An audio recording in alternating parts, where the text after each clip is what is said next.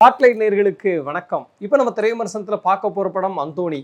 அதாவது காந்திக்கு பிறகு இந்தியா அப்படின்ட்டு ஒரு புத்தகம் ஒன்று இருக்குது. ஆஃப்டர் காந்தி அப்படின்னா சுதந்திரத்துக்கு பிறகு இந்தியா, காந்திக்கு பிறகு இந்தியான்ற மாதிரி ஒரு புத்தகம் இருக்குது. என்னென்னா நம்மலாம் என்ன வரலாறு படிச்சிருப்போம், 1947 சுதந்திரம் கிடச்சிது, அதுக்கு பிறகு ஓகே எல்லாம் சரியாயிடுச்சு அப்படின்ற மாதிரி ஒரு பிம்பம் நமக்கு இருக்குது. ஆனால் அதுக்கு பிறகு இந்தியாவோட வரலாறு நிறையா இருக்குது, அதுக்கு பிறகு என்னெல்லாம் நடந்துச்சுன்ற மாதிரிலாம் நிறையா இருக்குது. ஸோ அந்த புத்தகம் மாதிரியே எனக்கு இந்த படத்தை பார்க்கும்போது ஒரு புத்தகம் ஞாபகம் வந்துச்சு. சோபா சக்தி எழுதுன சலாம் அலைக்கும் அப்படின்ட்டு ஒரு புத்தகம். இலங்கையில் போர் நடந்ததுக்கு பின்பு அந்த மக்கள் பட்டக்கூடிய துயரங்கள், அந்த மக்களுடைய வாழ்க்கை சூழலாம் எப்படி இருந்துச்சு அப்படின்னு சொல்லி ஒரு நாவல் எழுதியிருப்பார். இப்போ கூட கொரில்லா அப்படின்னு ஒரு நாவல் எழுதியிருக்காரு. அதில் கூட அந்த போர் சூழலுக்கு முடிந்த பிறகு உள்ள வாழ்க்கையை பற்றியும் ஒரு எழுதியிருப்பாருன்னு வைங்களேன். இப்போ எதுக்கு இதை சொல்கிறேன்னா, அந்த படத்தில் இலங்கையில் தான் அந்த கதை நடக்குது. இது இலங்கையில் உள்ள ஒரு படமாக தான் விரியுது. என்னென்னா போர் சூழலுக்கு பிறகு மனிதர்களோட வாழ்க்கை, அவங்களுடைய வாழ்வியல், குடும்ப வாழ்க்கைலாம் எப்படி இருந்துச்சு அப்படிங்கிறத ஒரு குடும்பத்தை பின்னணியாக வச்சு இந்த படத்தை இயக்கியிருக்காங்க. படத்துடைய கதையை பற்றி சொல்லணும்னா, முதல்ல ஹீரோ கடலுக்குள்ளே போகிறாரு, ஒரு ஃப்ளாஷ்பேக் சொல்கிறாரு. அந்த ஃப்ளாஷ்பேக் என்னென்னா, கடலில் அவருக்கு ஒரு பெண் கிடைக்கிறாள். பொன் கிடைத்த மாதிரி அந்த பெண்ணை கொண்டாந்து அவர் பாதிரியார்ட்ட கொடுக்குறாரு. பிறகு அந்த பாதிரியார் இந்த பொண்ணை நீயே கல்யாணம் பண்ணிக்கப்பா அப்படின்னு சொல்கிறாரு. 2 பேரும் கணவன் மனைவியாக வாழ்கிறாங்க. அவங்களுக்கு ஒரு மகளும் பிறக்கிறார்.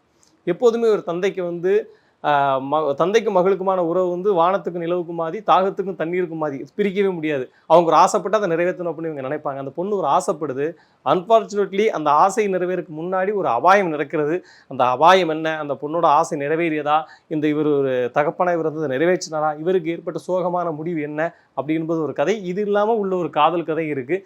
இதனுடைய விளைவுகளும் முடிவுகளும் என்ன அப்படி என்பதான் இந்த படத்துடைய கதை. கயல் வின்சென்ட் தான் அந்தோனியா நடிச்சிருக்காரு. அவருடைய நடிப்பை பொறுத்த வரைக்கும் ஒரு போதுமான ஸ்கோரிங்கை படத்தில் ஓரளவு கொடுத்துட்டு வந்துக்கிட்டே இருக்காரு.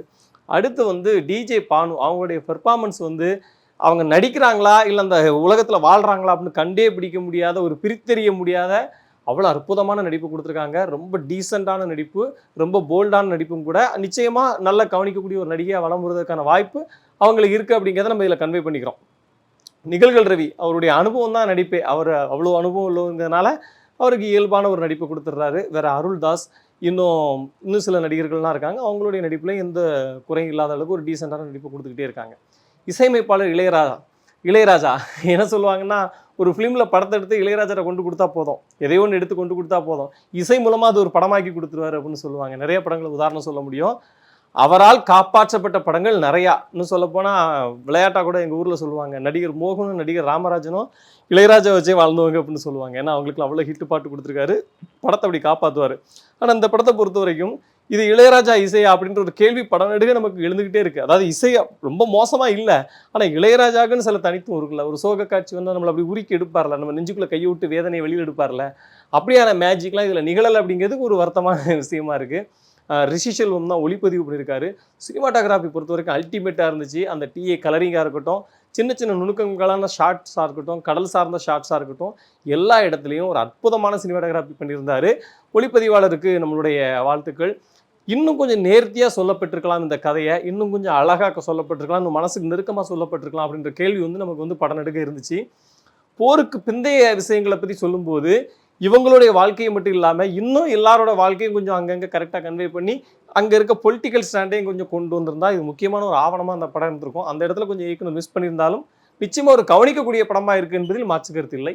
நன்றி, வணக்கம். இந்த வீடியோ உங்களுக்கு பிடிச்சிருந்தா லைக் பண்ணுங்கள், கமெண்ட் பண்ணுங்கள், ஷேர் பண்ணுங்கள், சப்ஸ்கிரைப் பண்ணுங்கள்.